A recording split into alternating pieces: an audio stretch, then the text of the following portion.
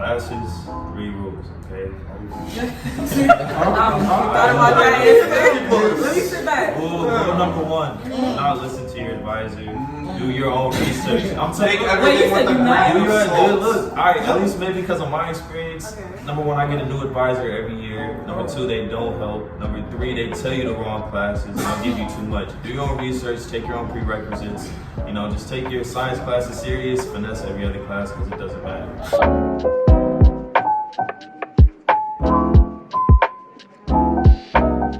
Hey guys, welcome back to my channel. Today we are going to do a Q&A, so I'm going to have everybody introduce themselves first. Basically we're going to talk about the program, and then we're going to talk a little bit about like being black in like the pre-health field. So I'm Tiff. I go to George Washington University. I am a junior. I'm a bio major and a communications minor, and I'm pre-dental. Hi guys, my name is Miracle. I go to the University of Michigan Ann Arbor. I'm a rising junior. My major is nursing, and I have a minor in global health. Hi guys, my name is Ines. I go to Rutgers University of New York. I'm a junior. I major in biology, and I'm a pre-medicine trained. What up, y'all? My name is Nana. I go to New York University. I'm a rising junior, majoring in global public health and sociology on the pre-med track. Hey, my name is Emmerich. I'm a junior at NYU, studying public health. My name is Michael Singleton. I'm a junior biology major at Howard University. And my name is Mohammed. I'm a junior at the University of Maryland. I study biology and I'm on the pre-med track. Okay, so first question is, how did you all hear about the Summer Health Professionals Education Program? What was your story like? Okay. The way I heard about it is in my school we have this thing called BUMA. It stands for Black Undergraduate Medical Association.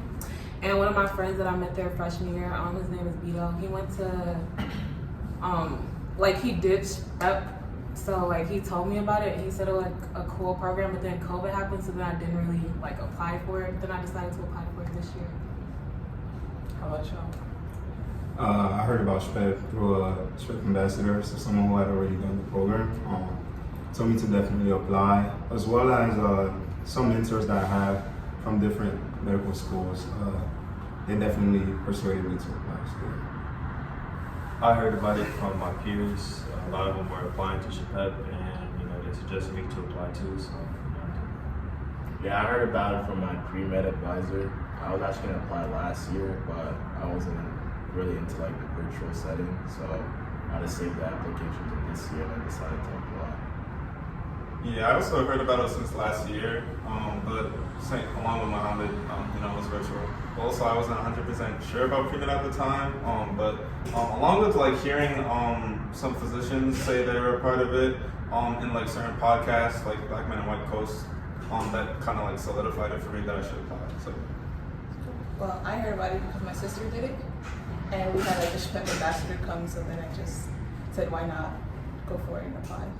Yeah, and then I heard about it because a friend or a year above me recommended it to me, and she sent it like on a whim, and then I didn't pay attention to it. Then my mentor told me to apply again this year, so I did that. And yeah, speaking of that, what other program sites did you guys apply to, and like which ones did you get in or not get in, or did you like immediately get into Rutgers? What was the situation? I applied to Columbia and Howard, got waitlisted for all schools. Even Rutgers, they actually had to call me to let me know that they decided to let me in. So that was very interesting. I'm glad I didn't go to Columbia though. I don't think the experience would have been the same. Damn, calling out Columbia. Columbia. I applied to the same site, so Columbia and Howard, and I got waited for both. But I'm not gonna say that. Spill the tea, like what's happening?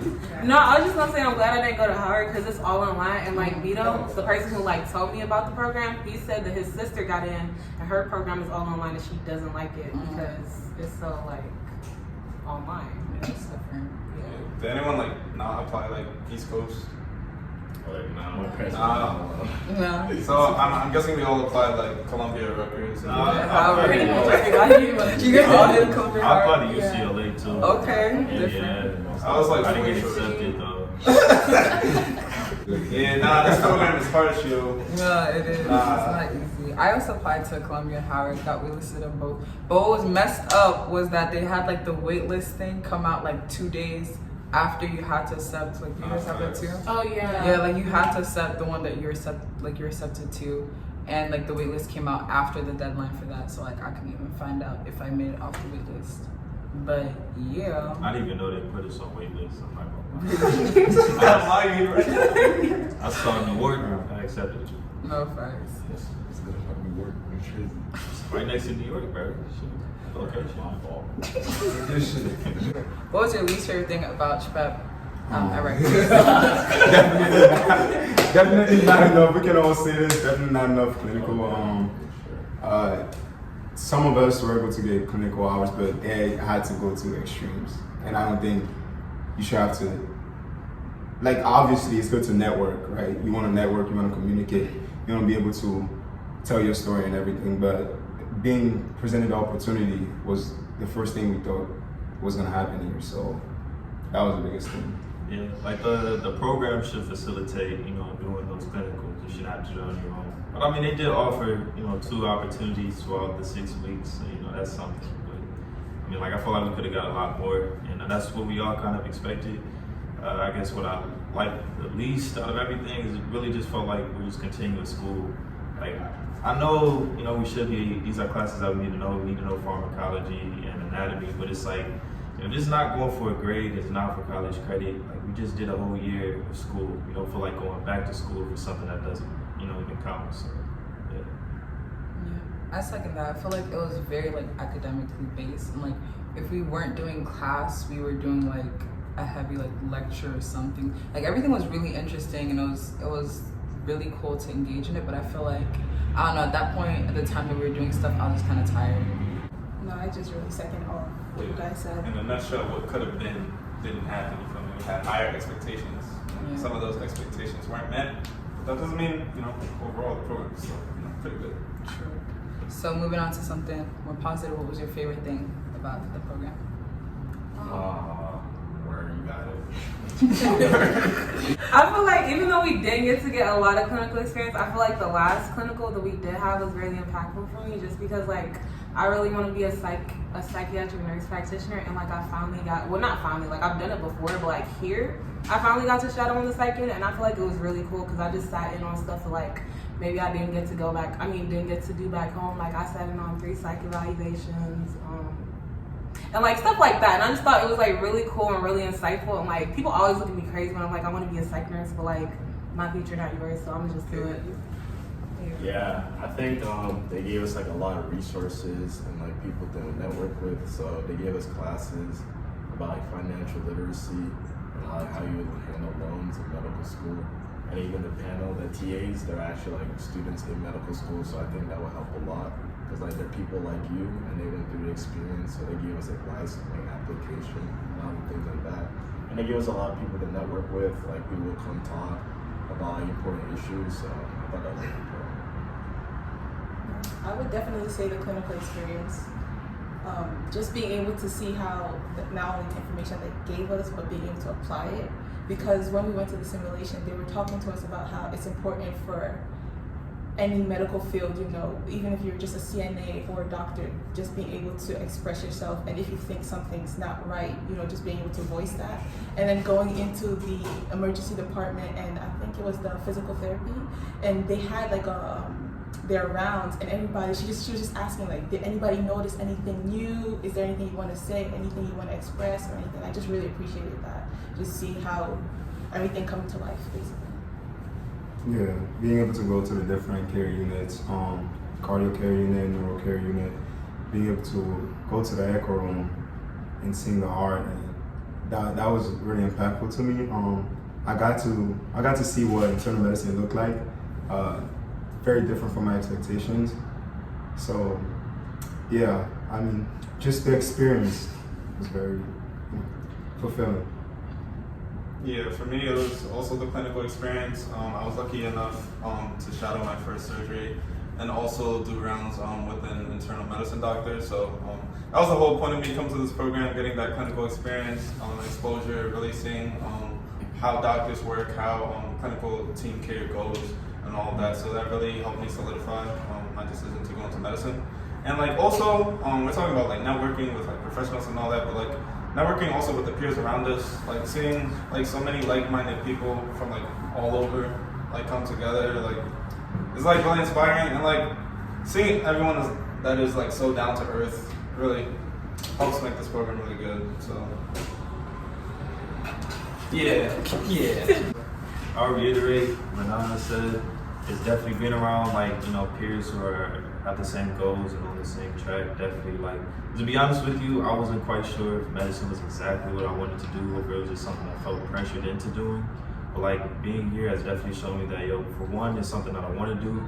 Number two, it's something that I can definitely achieve, Like growing up, we have too many role models that are like, becoming a doctor and things like that. So like, that is really something, like being here definitely solidified that for me. So. I second what everybody says. I feel like this program kind of has like a holistic approach on like science, because I don't know about y'all, but my intro classes were rough. But it's really inspiring to like kind of hear, admission officers tell you that like, there's an upwards trend. So long as there's an upwards trend, like you got it. And so long as you're committed to this profession and you have a passion for it, like there's something that can really come in your way. So this program definitely solidified that feeling in me, and definitely kind of concluded that dentistry is what I want to do and what I'm going to do. Now we're going to kind of shift more into like the Black experience in the pre-health field. So what are certain disadvantages you guys feel as being like either Black man or Black woman in your respective field, like academically, professionally wise? There's not enough Black people there. I just feel like, okay, so I go to the University of Michigan, and Michigan, I want to say, has like between 35,000 and 45,000 undergrads. And of those undergrads, hear me out. Nah, it's actually like, I think we up there now. It's like 4% Black, bro, and that's like and to me, bro, that's a lot. Like, it's only, it's like 1,500 undergrads, right? And then you have like little small communities like Booma, so the Black Undergraduate Medical Association, like things like that. But I feel like when you look at like all those organizations, you don't necessarily feel like a minority, but then when I go to class, it's so much different. And I just feel like being in the school of nursing, like that's already a cohort in itself. So my graduating class is probably like maybe 160, right? And then out of those 160 people, it's no more than 10 Black people. And we're at the top in our class. Like that means that we have a lot of Black students in our graduating class, and it's 10 of us. Dang. So it's like, I feel like looking around, I don't know, like I'm not intimidated because I never will be, but it's like, I just wish it was more of us. I go to Howard, so it's a little bit of a different experience. I'm around, predominantly Black people, so, but one thing I will say it does ingrain in you is like, achievement and like, always doing better. Like it makes you definitely have a different outlook. So when you go into those environments, you got to see yourself like, you have a disadvantage, but like it's not an excuse.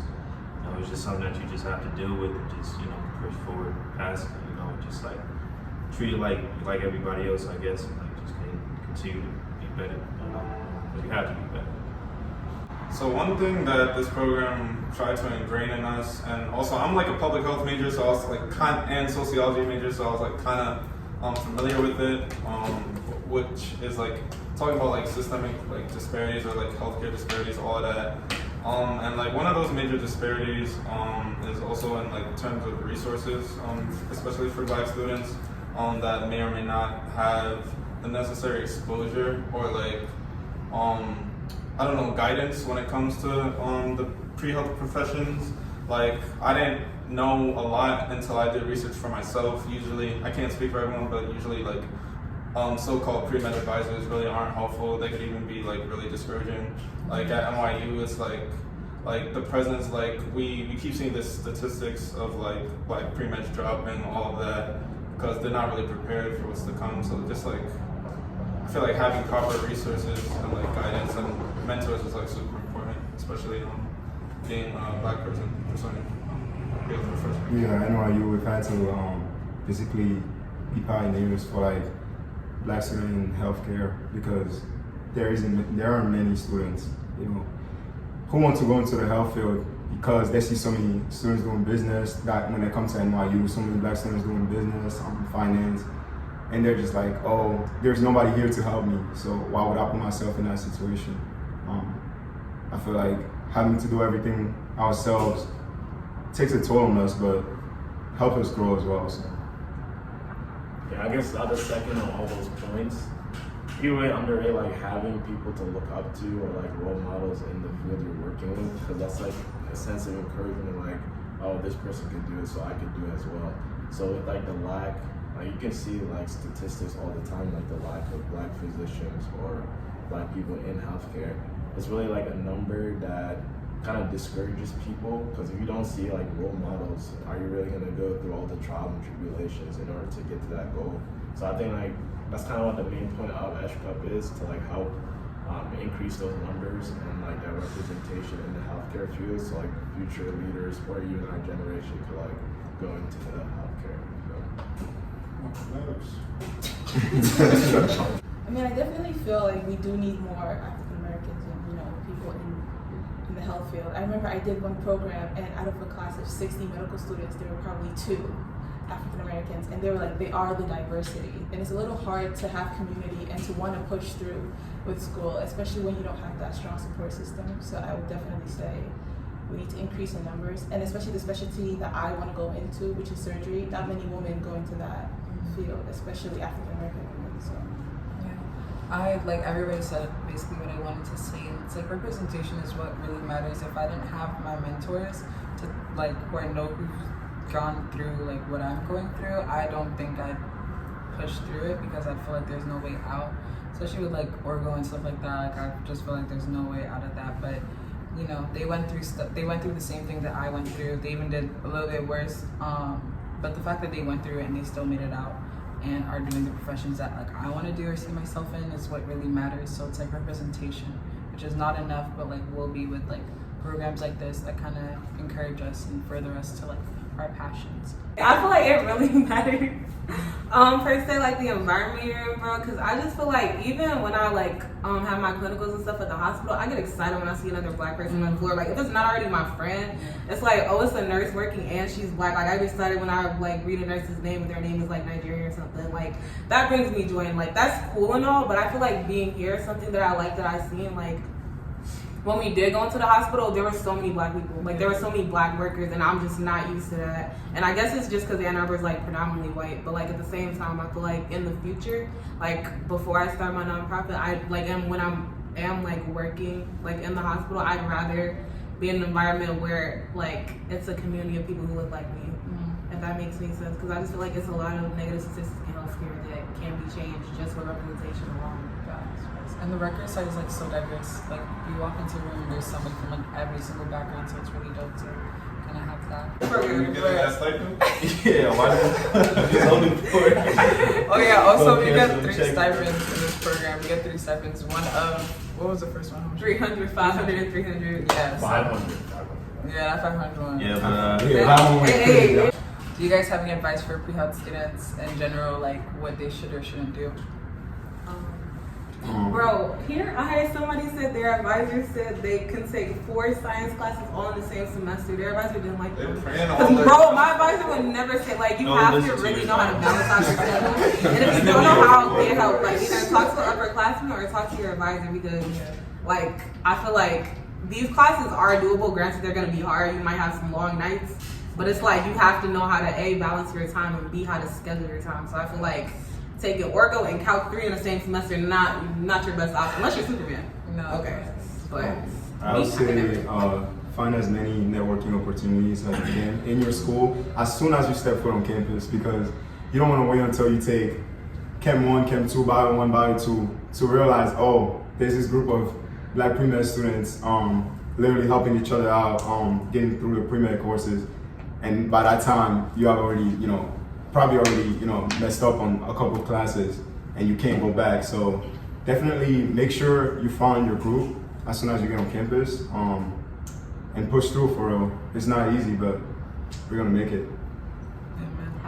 Yeah, try to get into research too. What's great on the CV, and like try to do clinical experience so you don't want to shadow doctors. But with classes, 3 rules, okay? Thought about that yesterday. Let me sit back. Rule number 1, do not listen to your advisor. Do your own research. I'm telling you, Wait, you said you know? look. All right, at least maybe because of my experience. Okay. Number 1, I get a new advisor every year. Number 2, they don't help. Number 3, they tell you the wrong classes. They'll give you too much. Do your own research. Take your own prerequisites. You know, just take your science classes serious. Finesse every other class because it doesn't matter. You know, number 2, rate my professor. That is probably the most important thing that you can do when you're choosing new classes. And number 3, it's all about the finesse, bro. You gotta get the A's, man. That's really what matters. Work smart. Y'all always have to But get take A's, your science classes serious. So like, do your like orgo and chemistry and math. Do that. But like, you know, English. What? He said for I what? know how to speak. I'll get a little philosophical, you feel me? Yeah, so they say that comparison is the thief of joy.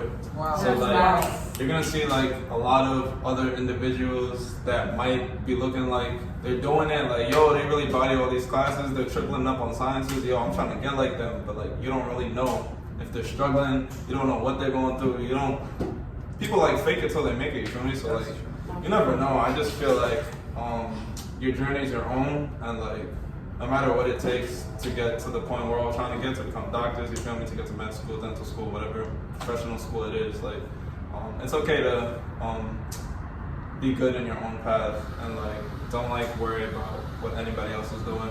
Just focus on yourself for the most part. And limit your pre-med courses per semester to 2. Don't do 3. Whoa, this It's- come from personal experience. Yeah, No, comes from actually- personal experience. Don't do it to yourself. It's not worth it. Facts. I would also say like enjoy your undergrad. Like personally to me, I have not regretted doing like my social life. I don't regret it. Like, bruh, at the end of the day, I'm gonna look back and be like, college was it just all me studying? Like find a good balance. Like still don't risk anything in your academics. Don't hit too much where you're risking it. But like definitely balance like that social aspect and like your academic life. So yeah. Muhammad, you didn't say any advice. I'm the only one I'll speak on. I mean, Take this I don't have something like as philosophical as that, but like something like it's kind of cliche. Just really don't give up, because like you can get like all these opinions, but opinions don't really matter if you have like the willingness or like the hard work to do it. Like if you put your heart into it and this is something you really want to do, and you find your resources and you get your work done, you will make it happen. So, because we don't take anyone's opinions as discouraging, and just keep on your own path, and eventually you will get to it. So. Wise words from I like that. I mean, if I were to add anything, I would just say to make sure that this is something you want to do, because science is not for the weak, honestly. And being a part of programs such as Shpep or just shadowing in general will help you to make sure that, okay, I see how the doctors live, I can move forward with it. And even if there are times where you feel like you can't, just keep trying. Yeah. I also add on another thing about Shpep though. About Shpep, You got it? being able to see other TAs and just hearing their experience, just knowing that they're human, it's sometimes it's hard to realize that everybody else around you is human. Oh, people are getting these 90s. Some people aren't even getting 90s. They'll tell you they're getting 90s. They're not getting 90s. But yeah, just hearing other people's experiences, especially the TAs, made me realize, oh, yeah, I struggled a couple times, but I can still make it. Like, just because I haven't had the best grades doesn't mean I can't get into medical school. So I just wanted to quickly add on to what everybody said. With clinical experience and networking, I feel like a lot of people don't really know how to get started. So I feel like the easiest thing to do is simply just reach out. Because I feel like number one, if you have a psych professor, he most likely is going to work in not most likely, but you know what I mean. He could work in research. He could also work in a hospital. You could just send him an email. Hey, I'm really interested. Is there any way you know anybody who does X, Y, and Z? And they're probably going to say yes. And if not, they might direct you to something. And that now you have a mentor. And I also feel like with courses and stuff, you also want to look into ATLAS if your school has that. My school doesn't. Basically what ATLAS is say if you've taken chem this semester and you want to see how people did with chem with a certain professor, you can just type in the name of that class and it'll tell you the average people got every semester. So it's fall 2021, the average was a D. You probably don't want to take it with that professor. You feel me? Yeah. Like, I agree with what Inez said. Like, I feel like if you don't have the drive for what you're doing, it's literally just not going to work. Like, I feel like every single major is hard, whether it's nursing, pre-med, pre-dental, like, all these majors are hard. And if you don't have, like, that, like, underlying drive, I don't think it's going to go far because it's like you literally have to want to do it. Because I feel like there's been so many days I'm just like, bruh. But it's like, I know I want to do it. It's like, I know I want to do it and I know I want to be a psych nurse. So I just push through because literally at the end of the day, I just think about like, say like my past self, like struggling like with these classes and still being able to make it. I just keep setting myself up for success and that's what I'm just going to keep doing. And I feel like that's how I look about it and that's how I push through. But you have to have that drive in the first place. Actually, going off of that, sometimes you need an experience like this to know you don't want to do it. Because like I know a senior that just graduated from NYU that did Shpep. Like now she's doing like something totally different. You feel me? Like she's working on like her own dance studio, all of that. Trying to implement like health within like different aspects, more holistically. You feel me? So like, you know, sometimes you need it to check off what you don't like. So like make the most of all your experiences and like just reflect on what you can do, your likes, dislikes, your passions, all that. So. And I was also gonna just say like find the intersectionality of your passions because like I'm somebody who loves leadership. And like I was struggling to kind of find my passion for dentistry because that's a whole other story. But like I found a way to blend the both of them with creating like the Black Girl Field Collective, which is my organization at George Washington University. I know. So it's like there's definitely a way to intersectionalize like what you're passionate for and what you're Jesus Christ and what you're going to be doing. But yeah, that's what I had to say. Do we have anything else to say? Any other questions? Good luck. Yeah. If you choose this profession, you get good luck. No, you got it though. You definitely Man, got add it. me on IG, check now. Go ahead and like and subscribe. Follow for the next video. Love Love her Instagram, bro. She posted. Make sure you watch the ad too. I know crazy. Thank you for everybody for answering, and thank you guys for watching. Don't forget to like, subscribe. But thank you so much, y'all. Hope you guys enjoyed the video. Don't forget to ask us any questions down below. I'll put the Instagram And down then below. in the bio. But yeah, the Instagrams will be in the bio if you want to DM them and ask them any questions. Run it up, no cap. Post it on your story. Hey, y'all see these black people at Shpep? Yeah, I'm trying to get like them, no cap. But yeah, thank you guys so much and have a blessed day. Bye.